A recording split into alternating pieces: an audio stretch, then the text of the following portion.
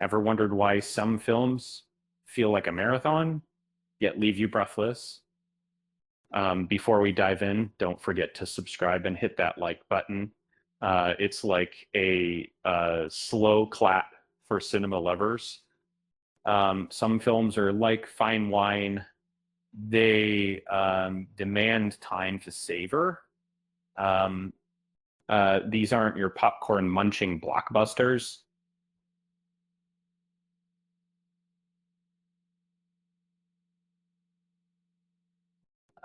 They're the ones where every frame whispers a story, uh, and every pause is a poem. Uh, Take 2001, A Space Odyssey. Uh, it's not just a film; it's a journey through time and space. Um, no dialogue. Um, no problem.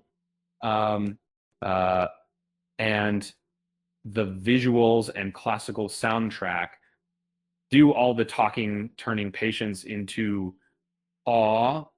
Lawrence of Arabia paints deserts with a brush so wide you feel the sand in your shoes.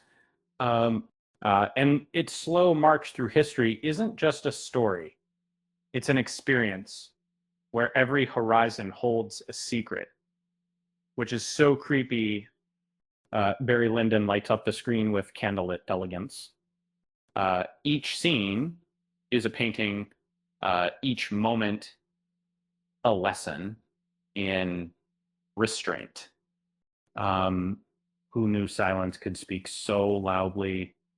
Um, Stalker takes you on a guided tour of the soul. Wong takes and sparse sound turn a restricted area into a mirror, reflecting the travelers and your inner world. Um, Solaris balances science with silence, leaving you floating in a sea of thoughts. Its open-ended imagery is like a riddle wrapped in a mystery inside a space station.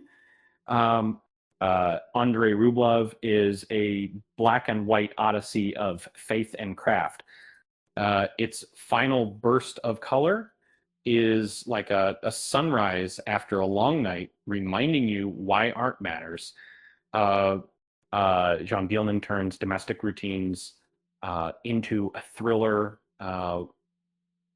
Every chopped vegetable, every clean dish builds tension like a ticking time bomb. Um, Spoiler: it's not about the cooking. Uh, Showa is a documentary that lets silence speak volumes. Uh, its interviews and site visits are a haunting reminder that sometimes the slowest stories are the ones we need to hear. The Irishman stretches decades into a meditation on loyalty and regret. Um, it's de-aging magic isn't just tech. It's a way to show how time steals more than just youth. And the Tree of Life blends family drama with the cosmos. It's like a whisper in your ear reminding you that life is both microscopic and infinite. Blade Runner 2049 is a future so vast you'll forget to blink. And its empty spaces and ambient hums turn a detective story into a philosophical journey. The assassination of Jesse James is a slow burn of celebrity and obsession. Uh, its period photography and snowy fields make you feel like a ghost in a room. And the New World immerses you in nature's rhythm. And there also seen in nature's rhythm that seems to be dialogue takes a backseat to wind and water, turning exploration into a sensory feast. Uh, the thin red line alternates between battle and reflection, weaving a meditative tapestry of war. Uh, it's not just about the fight, it's about the moments in between, and not uh, Once Upon a Time in the West opens with silence so thick you'll hear your own heartbeat. And its slow push-ins and wide frames turn tension into an art form. Paris, Texas is a reunion so quiet you'll lean in to listen. My soccer, treated. So, its steel guitar score and roadside locations turn longing into a language. Um, Drive My Car uses car rides and rehearsals to explore grief and trust.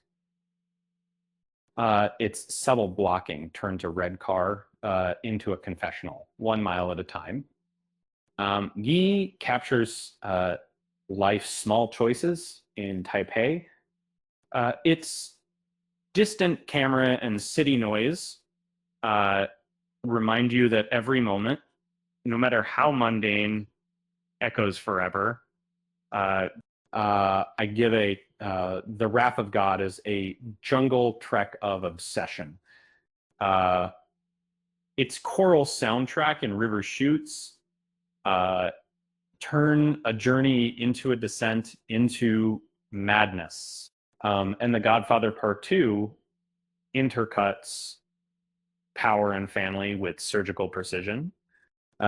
Its long scenes and restrained score let every glance and pause tell a story.